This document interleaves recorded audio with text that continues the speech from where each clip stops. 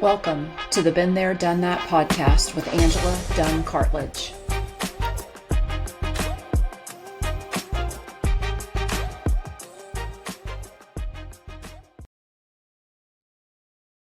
Hey there, it's Angela from Been There, Done That. If you're navigating the wild, unpredictable world of grief, I want to invite you to something special. It's called Messy Mornings, and it's our free weekly newsletter filled with real talk, gentle reminders, and support that actually meets you where you are. Each week, I'll send you stories, reflections, healing prompts straight to your inbox. No fluff, no pressure, just the space to release, feel, and heal. You don't have to do this alone. Head over to dunnthatpodcast.com and sign up for Messy Mornings. It's totally free and it's made with you in mind. I've been there, and let's walk through this together. Hi, everyone. This is the Been There, Done That podcast. I'm your host, Angela Dunn-Cartledge, and I'm here with my new good friend, Tonya Peck. We are going to have a great conversation about our stories and our mindset and how we can heal. Thank you so much for being here, Tonya. Absolutely. Thank you for having me. I'm really excited about this conversation. So tell us a little bit about yourself and a little bit about what brings you to the show. Again, my name is Tonya. I have been married for 35 years. I have 2 grown children and 5 grandchildren. Actually, 2 twins, twins that are on the way. So soon to be 5, but that's pretty exciting and that keeps me busy. And I was in healthcare for over 15 years, and I loved the ability to help women in their journey, specifically in the breast cancer arena. And then I just felt called to maybe expand that impact or opportunity further out and become a personal coach for women in the area of growth, fitness, overcoming shame and doubt, and just kind of their stories that maybe I find as I talk more with women, even older women that are our age, I guess we're not older, but after we've done some life, that there's a lot of things that we still maybe are ruminating on and are still feeling guilty for or bad about, and just being able to kind of process some of those experiences and be able to learn from them, and then ultimately be able to come out stronger and be a voice of support and encouragement for maybe others that, are going through that or have gone, just to give them an opportunity to grow and really step into what God has called them to be without any of that, heavy baggage or weight that the enemy sometimes can put in our minds and keep us from being the women that, God has called us to be. So that is what I am excited about doing in the next however long God would allow. So That so much. And I particularly like how you said at our age, because I prefer to think of it as I'm in my wisdom era. And I like to think that I'm almost catching up for all the years that I paid attention to what other people thought as much as I did. And so I particularly like the way you worded that. I really am excited to talk to you about the releasing of shame, because I have moments in my story that I would love to not be dwelling on, would love to be able to let go. And not, some were my fault, my control, some were not my control. So I feel like there is a piece of that we as women tend to, I'm going to use the word dwell, and I don't know if that's the right verb that I want, but that's sort of the message that I want to send, is that we tend to sort of hold on to those moments longer.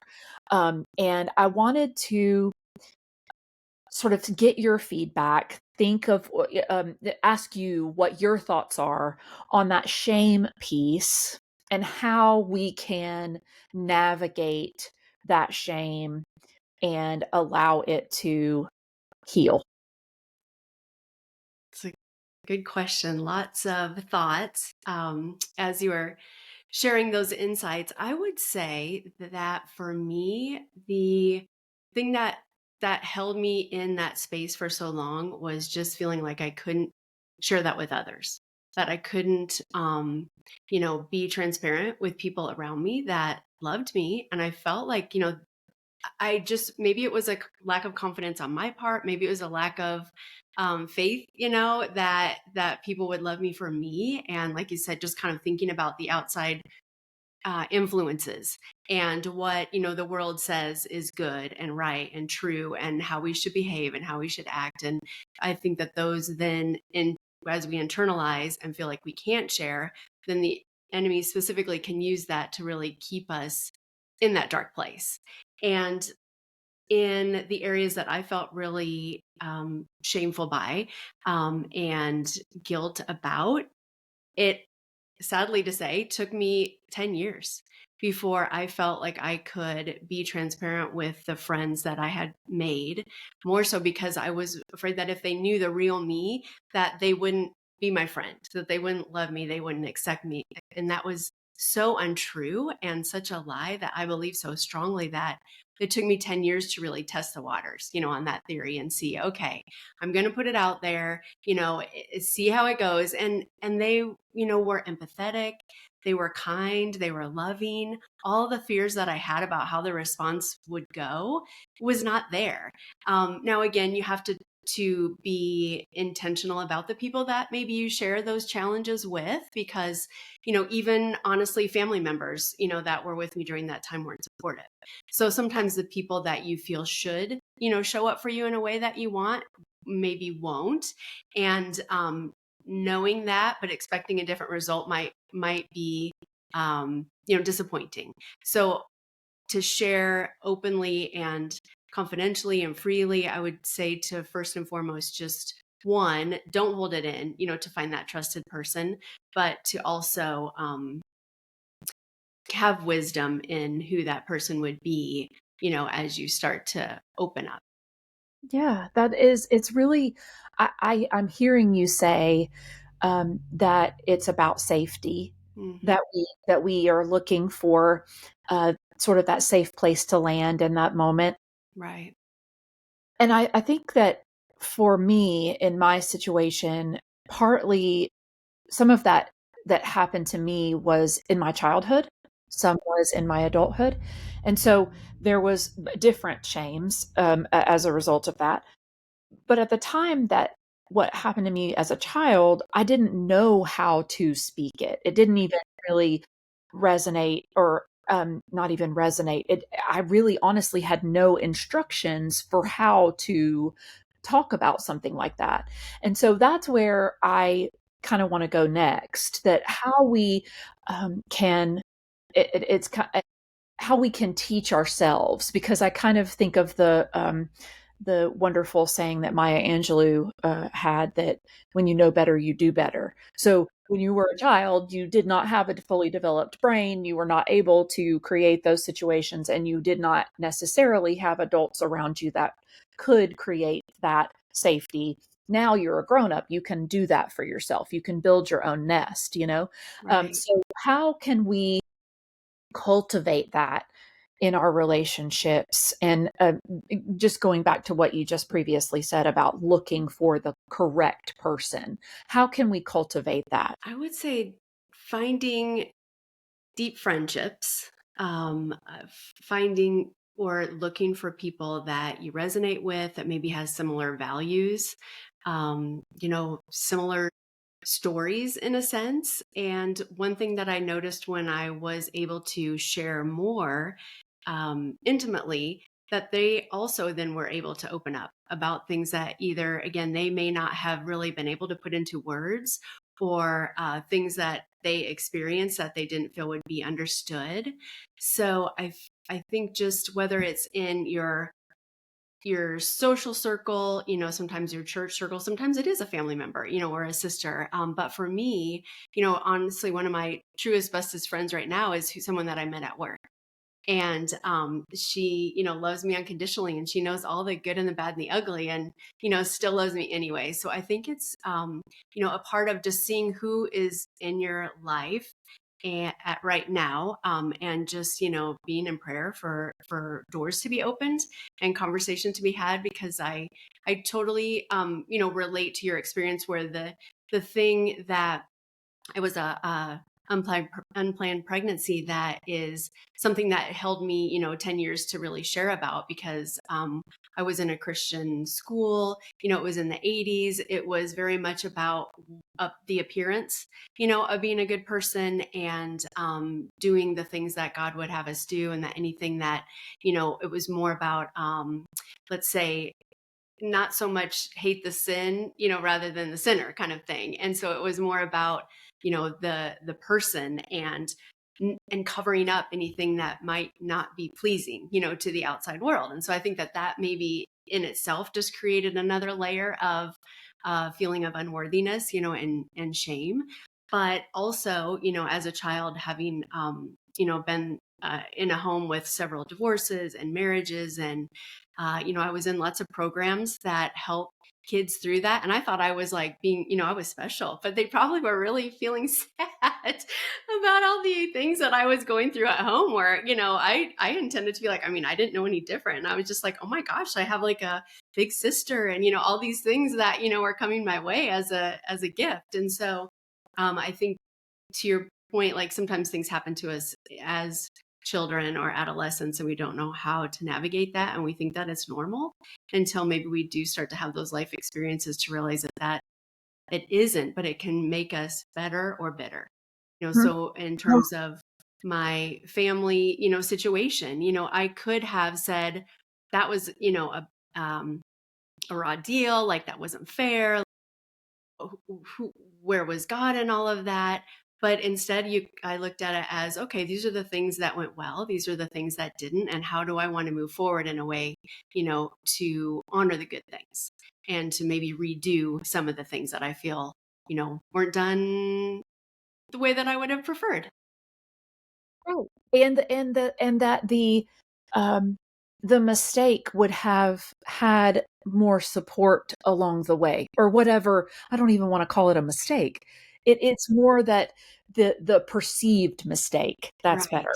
Right. That Right. that the perception of it is now reframed and supported, and um yes, 100%, that you learn that as you Hmm. go, right? Yeah. And where I hear what I hear you saying, which I think is so beautiful, is that there is sort of this double-edged sword with community, that we need the support, right? We want to have that sisterhood, that fellowship that we are longing for, and to feel seen and safe.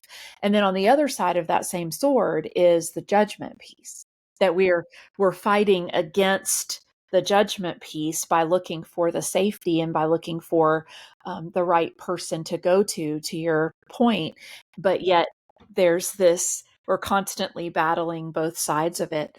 And I really can see that. And for me, in my childhood, I did have very supportive, wonderful youth groups. I Mm. was involved in those things so much as a child. And so I want our children to have that.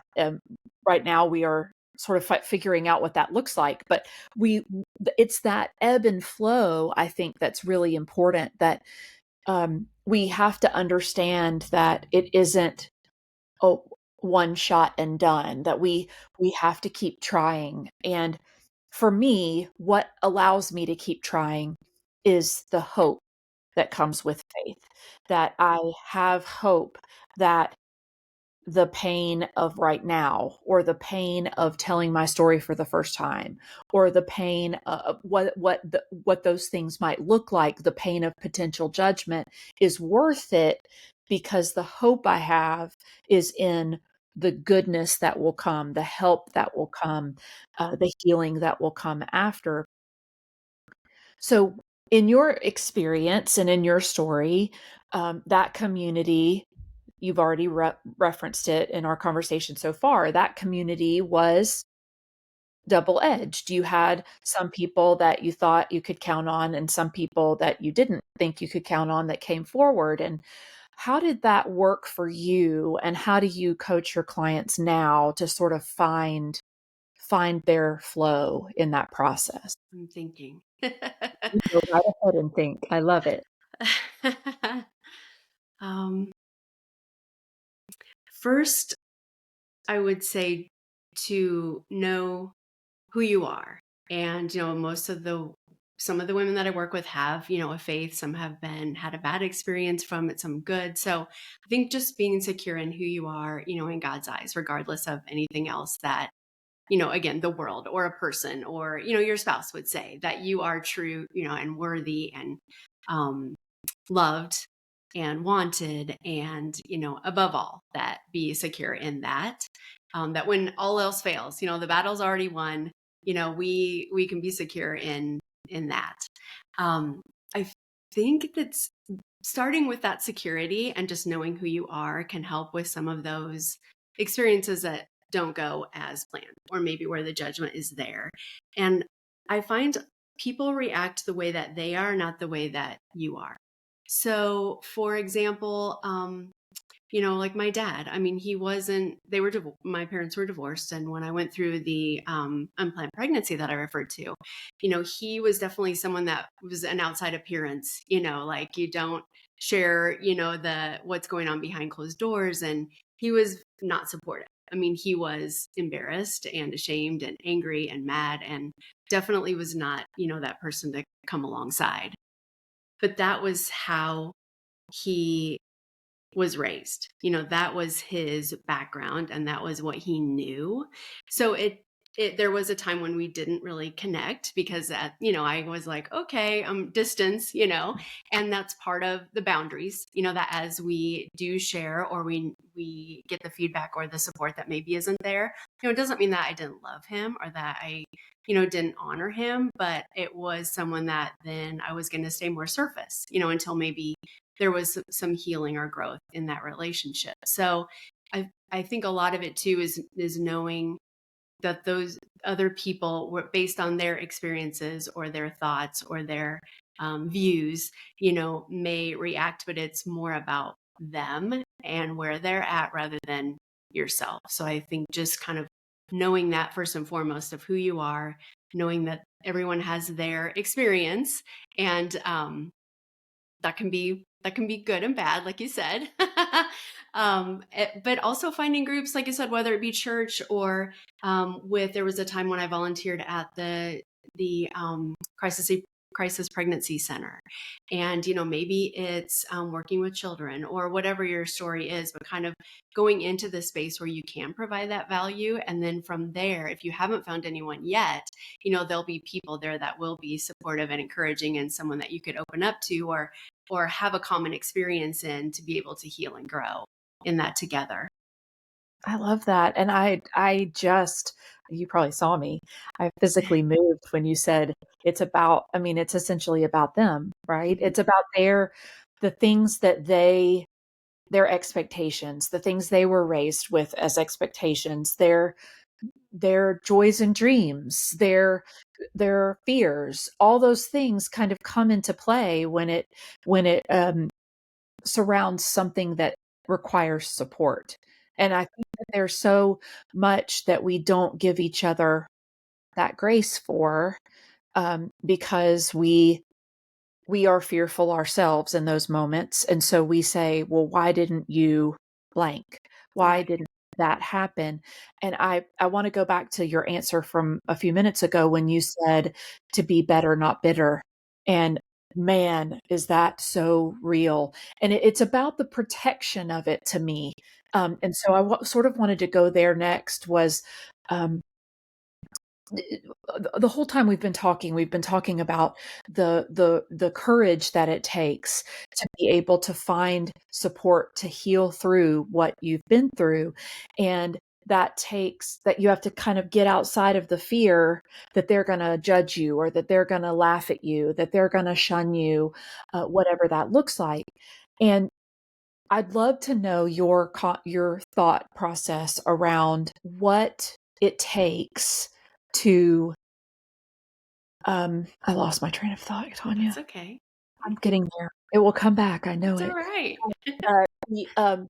The, how we do it anyway, I guess. Hmm. Knowing ourselves, but we find that resilience in the knowing, and almost like giving ourselves permission.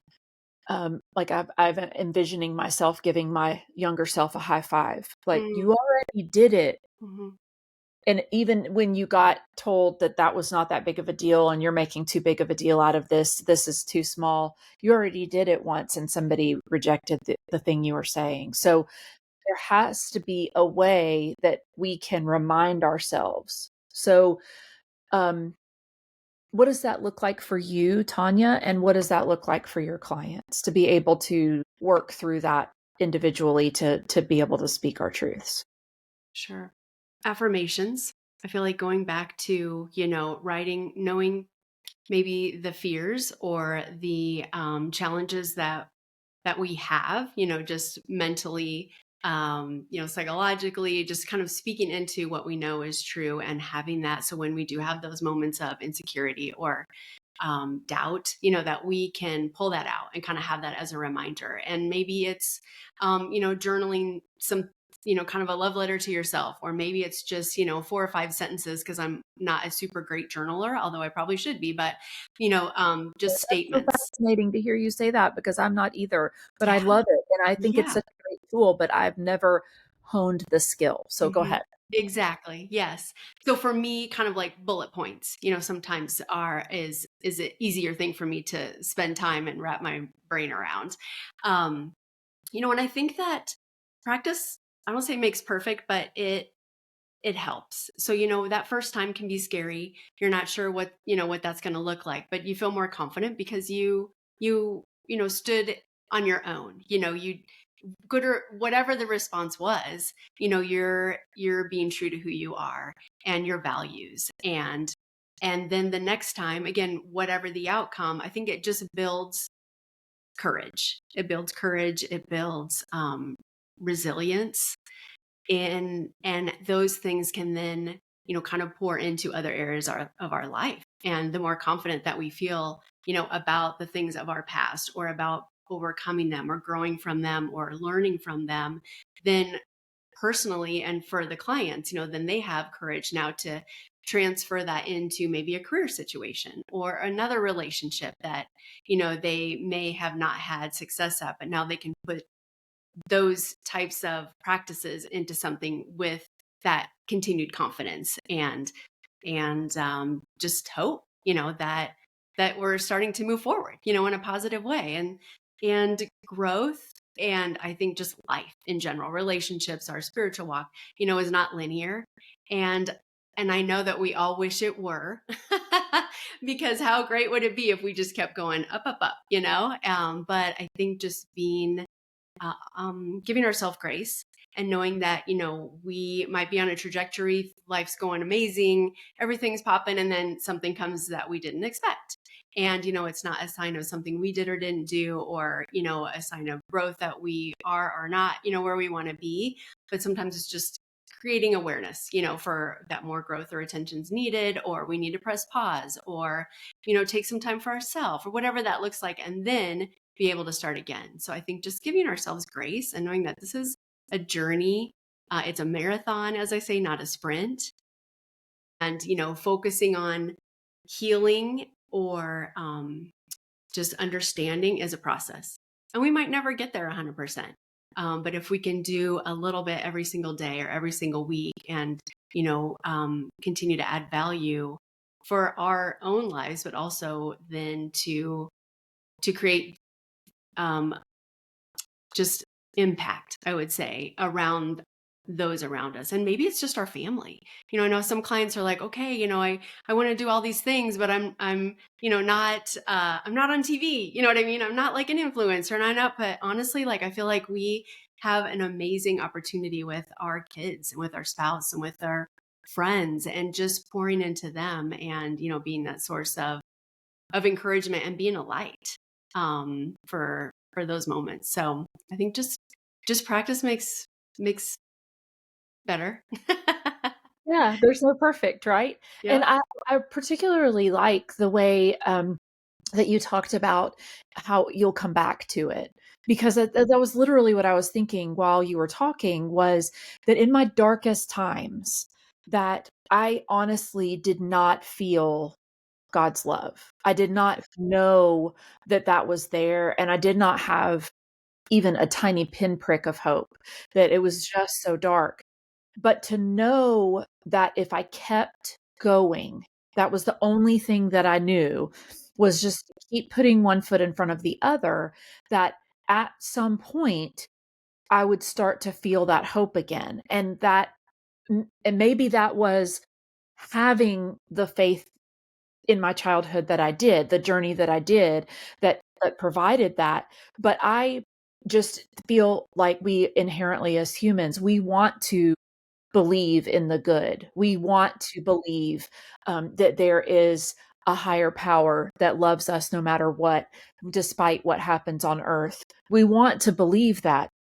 So to me, um, for me anyway, I really resonated with you saying that, because that is exactly the way I felt, that I felt so incredibly left behind and dark, and as if I had no worth at all, or worse, had negative amounts of worth, and then then to come back from that, and to feel the love, and to feel that there was a community, and to feel that there was support and safety, was really life-giving.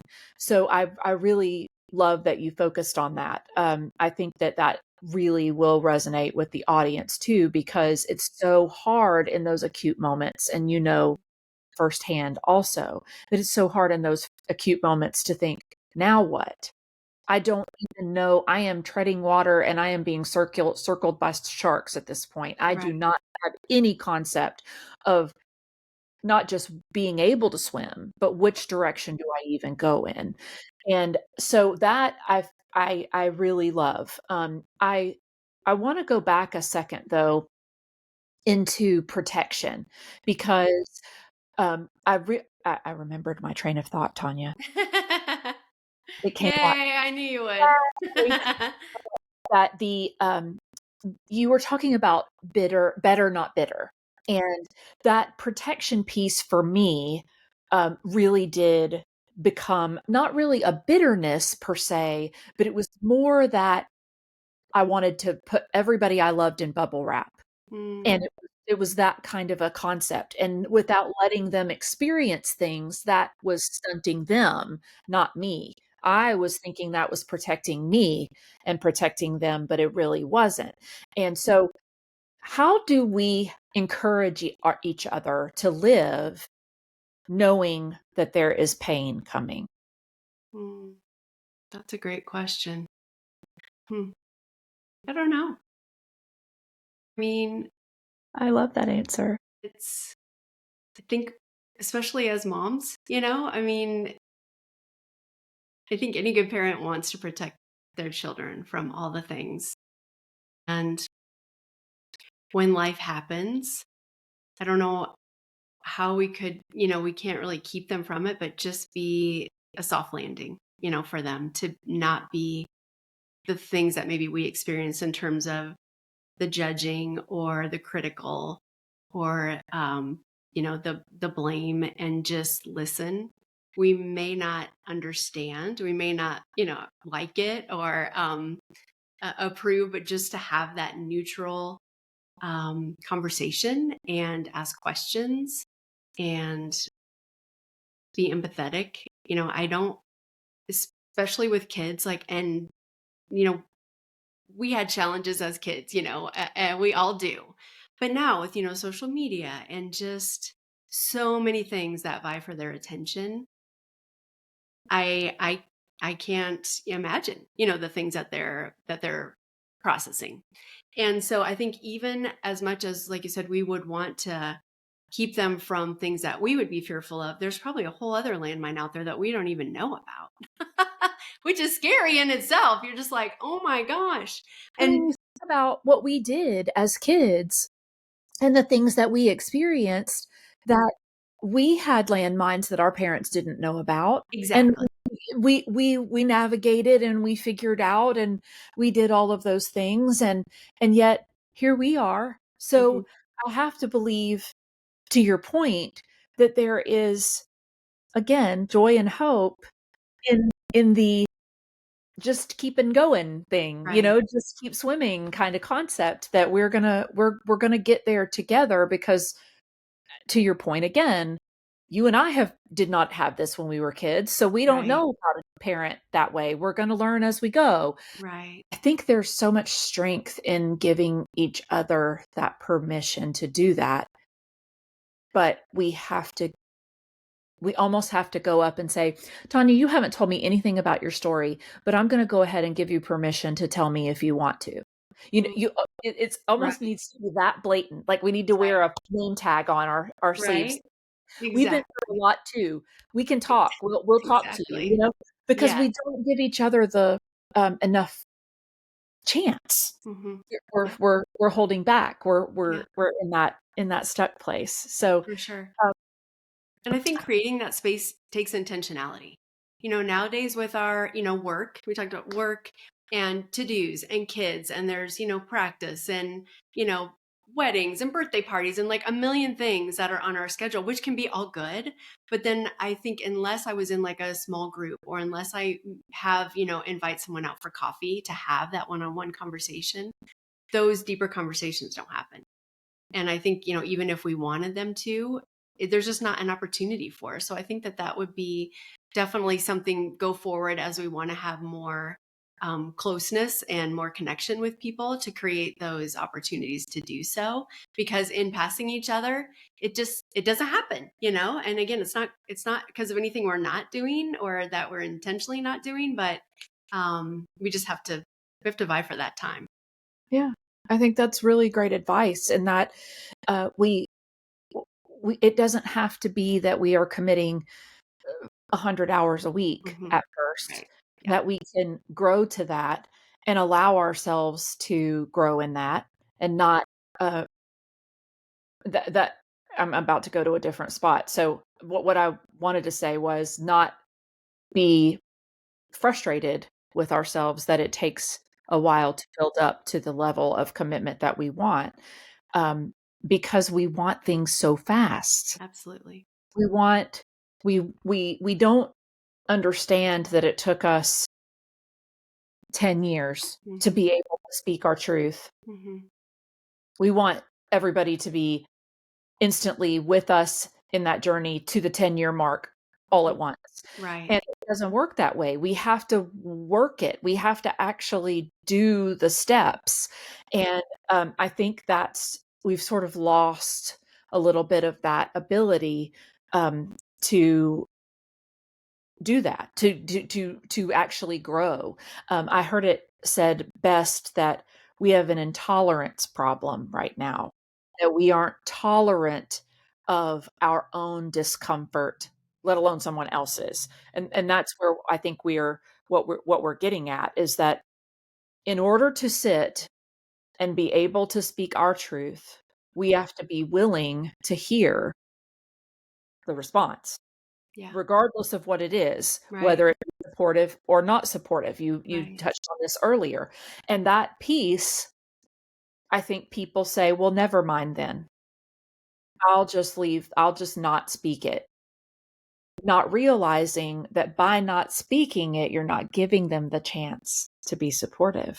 You're not giving them the chance to grow in that moment, to say, hey, that stretched me in my comfort zone with what I was comfortable talking about. You don't give them the chance either. So it is a it's a it you're giving and getting. And I think that is incredibly powerful.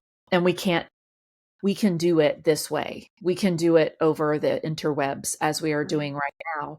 But Right. we have to do it, right? Right. We have to Right. make the effort. And Hmm. um it reminds me of the the story of Jesus in the boat, and all of he's asleep, and there's the storm happening around him, and the disciples wake him up and say, "Why are you not helping? Why are you?" Right. And come on. I got this. I told you I had it. Exactly. That kind of, you have to give somebody the chance to say, I've got it. And we don't do that as much, I don't think. Really in the last 5 years, I think it's really changed with COVID and everything that we had to go through with that. But I think we were already on the downhill swing before that. But it's really fascinating, our concept now of community and what that looks like and how to continue to want it, even if it's hard. I see in my own story the most healing comes when you're able to say, I was responsible for this piece. I was not responsible for this piece, but it's part of who I am anyway. I want to move forward. How can we craft that language? We're in it. We're super thick in something that has happened. We want to either take responsibility or we want to ask for support or both. How do we craft that and be able to speak that in our most authentic voice? I know you have already touched on being true to ourselves, but how do we craft that language? If knowing our values and knowing who we are and knowing maybe means what means something to us. Like we talked, a little bit earlier on another day about some things that I've been learning as a coach and as I've been trying to grow in my own kind of story, as you said, and processing some of those questions that you're asking, because it's easier. When I grew up, we kind of had like creative avoidance in our house. So it was so much easier to not, like I said, not stay in that quiet space, not stay in the stillness, not to reflect and ask why, or to, really think about those experiences, because it was hard. So it was easier to find a distraction, to like move forward and just, if the elephant's in the room, but if you don't acknowledge it, it's going to go away. So I think a part of it is to what you shared earlier, just being, still and taking that time to reflect and to heal, and that it might not be comfortable, but that's okay.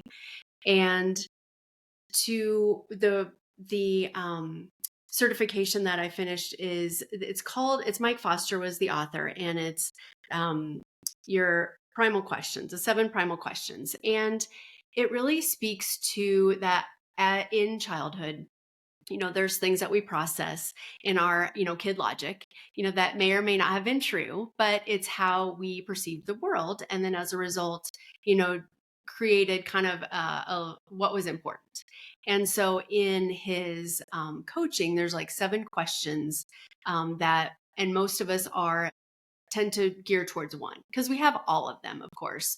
But because of our, experiences, whether it was through, divorce or neglect, or maybe everything was great, in our home, but someone, from the outside was someone that, created a fear or anxiety or a distrust in us. So it's definitely not always about, your family of origin. And it's definitely not about finding blame, or it's just how we connected the dots. And the 7 questions are: am I safe? More physical safety. Am I secure? More the financial piece of it. Am I loved? Am I wanted? Am I successful? Am I good enough? And do I have purpose? And one of the things that I start with coaching is, having some dialogue around what that looked like growing up. And then there's an assessment that they take, and it kind of helps to dial in what really is important to you, as an individual in life, in relationships. And once that awareness has been created, at least for me personally, and why it resonated so much was because through that certification and that deeper dive, my question is, am I wanted? And I think that the awareness of me really feeling that was a key component, then it helped to, one, identify my gifts, because the things that we want most, we can give the best.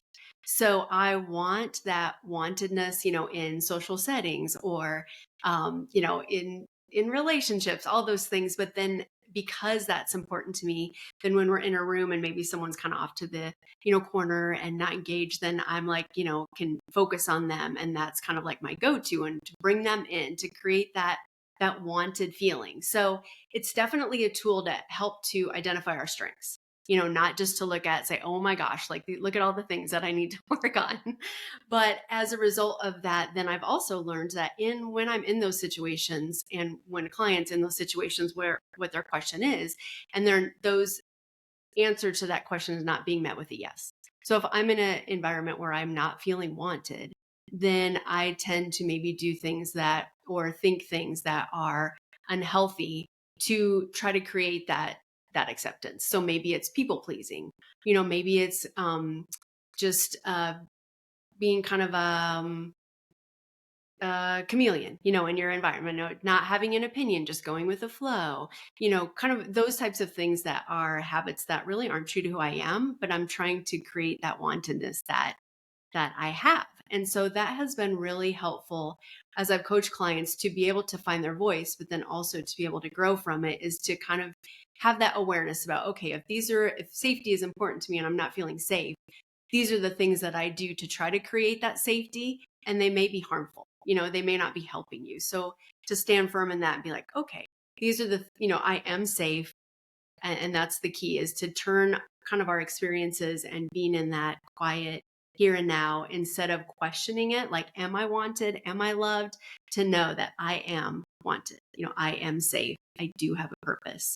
And so I feel like that piece really helped me to put some words in, like we talked about earlier, and some understanding around why maybe I chose like the physical, the physicalness in relationships, because that was, to me, what wanted was, Yeah. because I wasn't feeling it. And so then that ultimately led to, maybe the unplanned pregnancy or some of those things. So it kind of took some of the shame, I guess, or the guilt or the unknowing, or like, am I a bad person? Like, what the heck was wrong? Like, where was the disconnect?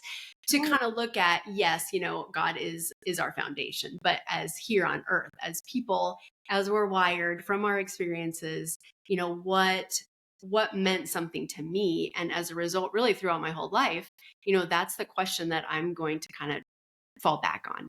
And so the more that I can see the healthiness in that, and maybe the unhealthiness in that, then I can hopefully potentially choose different, and grow from it and learn from it, rather than continuing to create that same cycle of like, why do I keep, having, whatever it is, like, in situations that are unhealthy behaviors, and we don't know why. And sometimes creating the opportunity for that awareness and that understanding can turn on a light bulb, be like, oh my gosh, like, this makes so much sense. Like, there was actually a reason why I was drawn to certain things, to create that Yeah, experience in my life. 100%. And I see it in stuck cycles as well, Mhm. that people feel stuck and then they say, I don't know why I feel stuck or why I am stuck. And Right. it's that point that um, we, we don't always see, we don't always have the awareness of our foundational beliefs, about ourselves, or about our surroundings, our environment, um, our, our safety. I always go back to the word safety, because I too, could incredibly struggled with the safety and security factor of where I was as a child, and what did that play into, the rest of my decision making as I grew. And I heard a pastor once, and I've referenced this before in another episode, but I heard a pastor once say that if you imagine your life as a baseball diamond, and you are a runner, you're already on base, Okay. and you grew up in a dysfunctional household, which most of us do, it's just a matter of where is it on the Sure. spectrum, right? Sure. That you're already on base, or you're between bases. You're deciding which way to go, and the ball is being thrown over your head because you're about to be tagged out, right?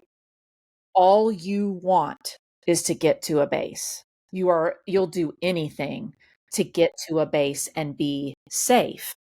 And that concept really resonated with me, because it is so again, so foundational in my faith journey, but it's also foundational in that decision-making process that you'll do anything to get to a place where you feel like you can relax a minute. You can let down your guard just for a second because you're on base. Nothing can happen to you when you're on base. And Right. so I really hear that in that description and that and those wonderful primal questions because oh, I want to take the test now. Yeah. But it is Mhm. that concept of understanding what is driving you. What is it that you feel the most um, connected to and is truly part of your story? What I also loved about what you said was that you, Tanya, could have taken a tact of, uh, I have all these regrets. I'm going to store those up so that when I get upset with myself or when there's some other mistake, I can pull all of those regrets out of the jar and I can fling them at myself. Because I could see that I would do that in those moments. And I've done it with the other things that have happened to me. I didn't have an unplanned pregnancy. In fact, I had the opposite problem. I couldn't do it to save my life. Sure. So there's those pieces. And the idea that we can take it and keep it, or we can release it and let it go to let God have it, and not keep that in our purview, um, is really powerful to me. So I really appreciate that about what you said. If we could have one thing that you want us to start doing after we've listened to this episode, what would you want us to take from your toolbox and put it in our own toolboxes or make a copy of it? We won't steal it, I promise. We just No, you're good. toolboxes to be able to apply it to our lives right now. What would you say? There's a couple things. I would say kind of in the season of life where again it's been exciting to take on a new I don't know, just passion, I guess I would say, calling, all those things, but whether it's a career or a relationship or just not really sure what decision to make, in that moment in time. What's been helpful for people that myself in this season is just the next right step. Sometimes we don't know what tomorrow will bring. We might not know what this afternoon will bring, but like in this moment in time, like what's the next right step? And that has helped me to be able to move forward in times when I didn't really know how or maybe didn't want to. And so I would say that first right step or next right step.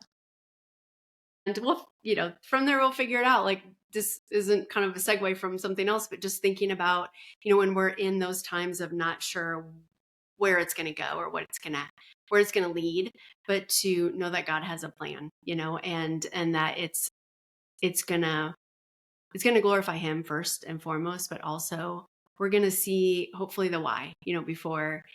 So the unplanned pregnancy, like who knew that down the road, it would create opportunities to help others and to share, my experience to hopefully move forward in a way that is healthier. So even in our darkest times, when we think that there's no way that this is going to be able to benefit myself, let alone someone else, to just keep on, that next right step is really all that you can that is needed at that time. You won't have to figure it all out because that's not our job. And And oh, sorry, go go ahead. ahead. No, go ahead. I was just going to say that I like to think of it being all for our good, no matter what happens, that it is for our our betterment, our growth that it is happening for. So that was all I was going to say. I didn't mean to interrupt you. Oh, absolutely. And honestly, kind of to your point, like thinking about with the unplanned pregnancy, like, why did this happen? I could have asked a million questions, which I'm sure I did at the time. But, the person that I was with, it was not it was not healthy. It was not good. And so if that pregnancy were to continue and then I would be in a relationship that, probably would not have ended, positively down the road. And so, I mean, there's all these things that I think in a way, as hard as that was, it was for my benefit because I think the alternative would have been a lot harder, and so sometimes seeing the flip side that even though it might not at the time seem like it was for my good. But now looking back, I'm like, oh my gosh, like I got saved from probably so many landmines that, would have been really bad. Oh, But then as just a proactive, like you mentioned, the assessment, if anyone's interested in, what their primal question would be, and again, it's not prescriptive, we all have pieces of all of those things, but usually there's one that's kind of dominant that shows up to just maximize our gifts and to identify the scramble is kind of what we call, or the those in betweens when we're like, oh my gosh, I don't feel this way. I'm going to start, like to your point, the base is like, I'm just going to latch on to the base that is closest, that makes the most sense, even though it might not be the best for me. I have a website, motionamindset.com, and there's an assessment button, and it just says take the free assessment, and it's free, it's confidential. It takes 5 minutes at the most, and then I'll be able to email, kind of the feedback as a result of that, and answer any questions that you might have around that to move forward in the best way possible that we can. Knowledge is power. really is. That's the only way that we Yeah, can feel better is to know who we are in our creation and then know what we can do with it, you know? I think that is such great advice. I'm so thankful for our time. Thank you so much for being absolutely. willing and wanting to be a part of the show. Yes. Well, thank you for having me. It's been amazing. Love it. You're definitely a blessing, and just sharing with others, through your experience is just making the world a better place. So we appreciate you. Thank you.